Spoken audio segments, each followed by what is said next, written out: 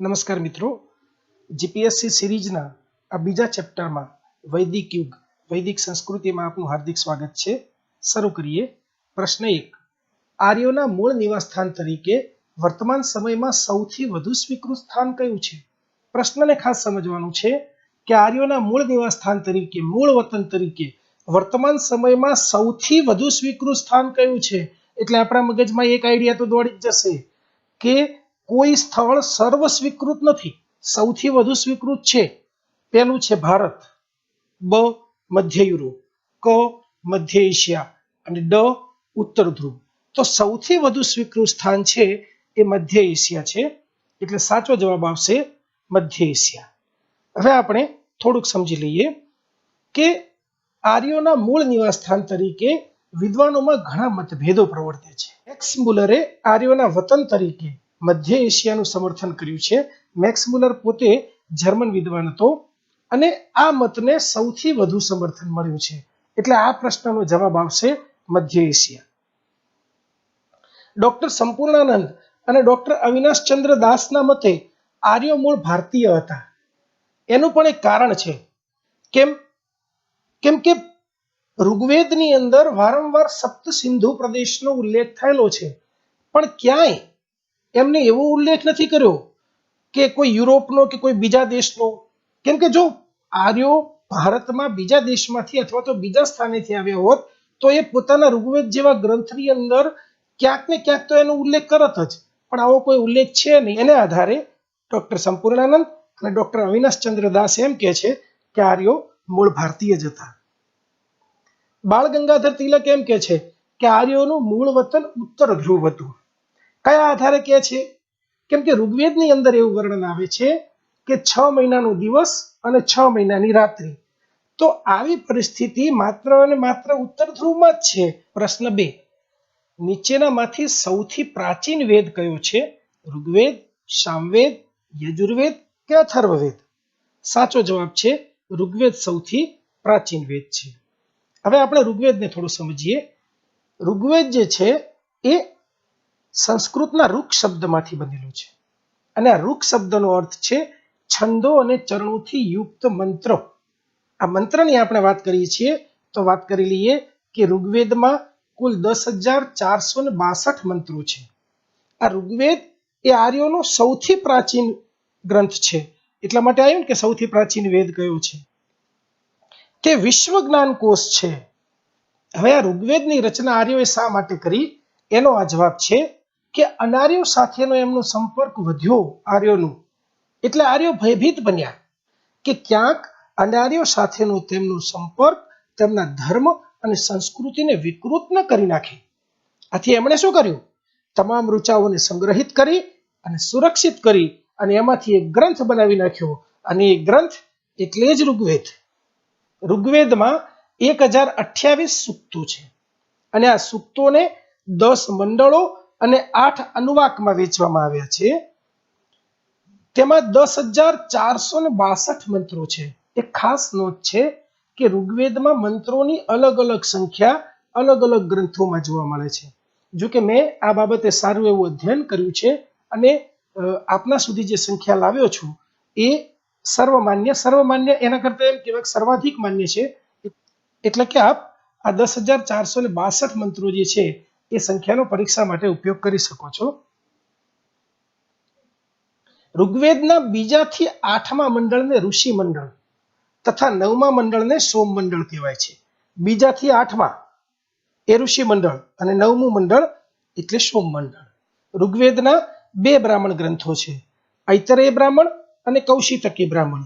એવી જ રીતે ઋગ્વેદના 2 આરણ્યકો છે, ઐતરેય આરણ્યક અને કૌશિતકી આરણ્યક। ચતુર્વર્ણ પ્રથાના ઉદ્ભવનો ઉલ્લેખ નીચેનામાંથી કયા વૈદિક સાહિત્યમાં કરવામાં આવ્યો છે? તો આ ચતુર્વર્ણ એટલે 4 વર્ણો, બ્રાહ્મણ, ક્ષત્રિય, વૈશ્ય અને શૂદ્ર, એટલે કે વર્ણ વ્યવસ્થાની ઉદ્ભવનો ઉલ્લેખ નીચેનામાંથી કયા વૈદિક સાહિત્યમાં કરવામાં આવ્યો છે? અ ઋગ્વેદના પુરુષ સૂક્તમાં, બ છાંદોગ્ય ઉપનિષદમાં, ક શતપથ બ્રાહ્મણમાં અને ડ કઠોપનિષદમાં। તો સાચો જવાબ છે ઋગ્વેદના પુરુષ સૂક્તમાં। આ ચતુર્વર્ણ પ્રથાના ઉદ્ભવનો ઉલ્લેખ બીજી એક જગ્યાએ પણ કરવામાં આવ્યો છે. આપણે જોઈએ બૃહદ આરણ્યક ઉપનિષદમાં પણ આ ચતુર્વર્ણ પ્રથાનો ઉલ્લેખ કરવામાં આવ્યો છે. આપણે થોડીક ઉપનિષદોની પણ વાત કરી લઈએ કે ઉપનિષદો શું છે. તો ઉપનિષદનો અર્થ છે બ્રહ્મ જ્ઞાનની પ્રાપ્તિ માટે ગુરુની પાસે બેસવું. કોની પાસે? ગુરુની પાસે બેસવું. શાના માટે? બ્રહ્મ જ્ઞાનની પ્રાપ્તિ માટે. એટલે કે ઉપનિષદનો અર્થ છે બ્રહ્મ જ્ઞાનની પ્રાપ્તિ માટે ગુરુની પાસે બેસવું. ગુરુની પાસે બેસીને બ્રહ્મ જ્ઞાન પ્રાપ્ત કરવામાં આવતું હોવાથી આ ગ્રંથો છે એ ઉપનિષદો કહેવાયા. ઉપનિષદોમાં યજ્ઞોનો વિરોધ કરવામાં આવ્યો છે તથા જ્ઞાન માર્ગની તરફેણ કરવામાં આવી છે. ઉપનિષદોમાં વિશ્વનું ઉચ્ચ કોટીનું તત્વચિંતન વ્યક્ત થયેલું છે. આ તત્વચિંતન બાબતે, દર્શન બાબતે ઉપનિષદોમાંથી ઘણા પ્રશ્નો પૂછાય છે. બ્રહ્મ વિષયક હોવાને લીધે ઉપનિષદોને બ્રહ્મ વિદ્યા કહેવામાં આવે છે. આ પ્રશ્ન પણ પૂછાય છે કે નીચેનામાંથી કયા સાહિત્યને બ્રહ્મ વિદ્યા તરીકે ઓળખવામાં આવે છે? તો એનો જવાબ આવશે ઉપનિષદ. તેમાં વૈદિક જ્ઞાનની સર્વોચ્ચતા જોવા મળે છે.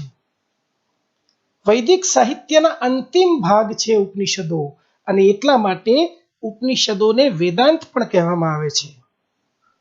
ઉપનિષદોમાં ઉચ્ચ કોટીનું દાર્શનિક ચિંતન છે, તત્વજ્ઞાન છે. તેમાં જીવ, બ્રહ્મ, મોક્ષ પ્રાપ્તિ જેવા ગૂઢ વિષયોનું ચિંતન કરેલું છે. પ્રશ્ન 4. નીચેનામાંથી કોને ઉત્તર વૈદિક સંસ્કૃતિનો સમય માનવામાં આવે છે? અ. ઈસવીસન પૂર્વે 2500 થી ઈસવીસન પૂર્વે 1500. બ. ઈસવીસન પૂર્વે 1500 થી ઈસવીસન પૂર્વે 1000. ક. ઈસવીસન પૂર્વે 1000 થી ઈસવીસન પૂર્વે 600 અને ડ.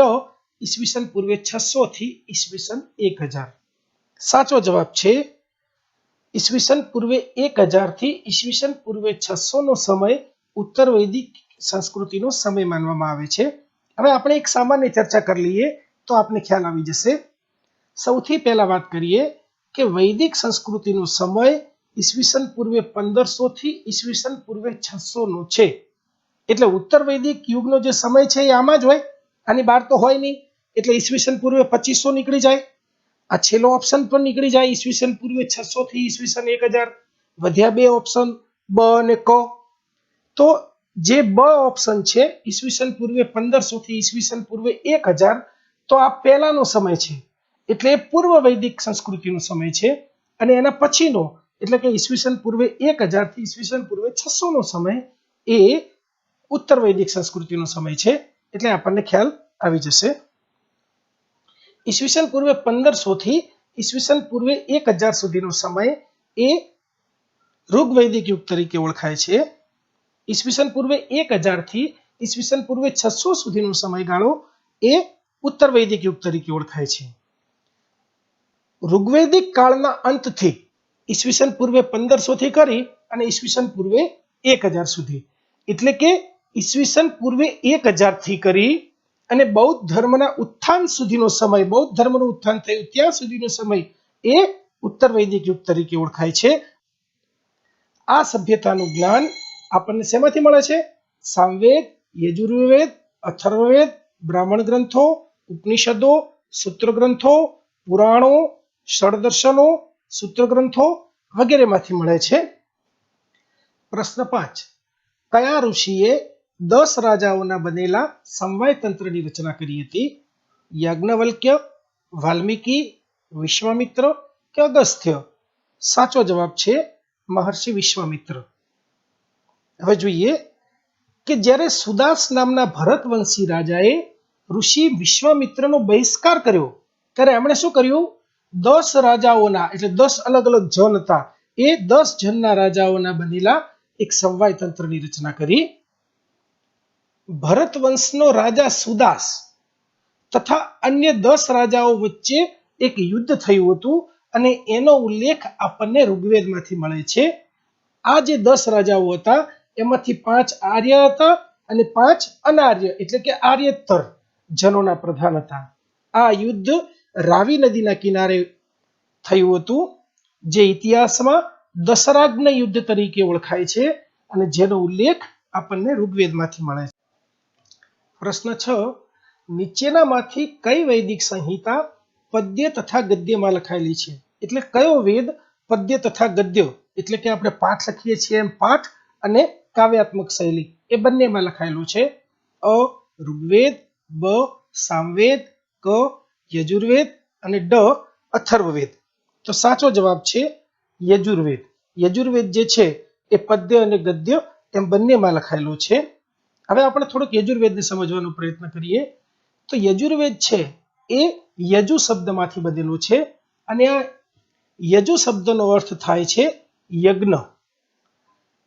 આ યજુર્વેદમાં યજ્ઞ વિધિઓ વર્ણવેલી હોવાથી તેનું નામ યજુર્વેદ પડ્યું છે.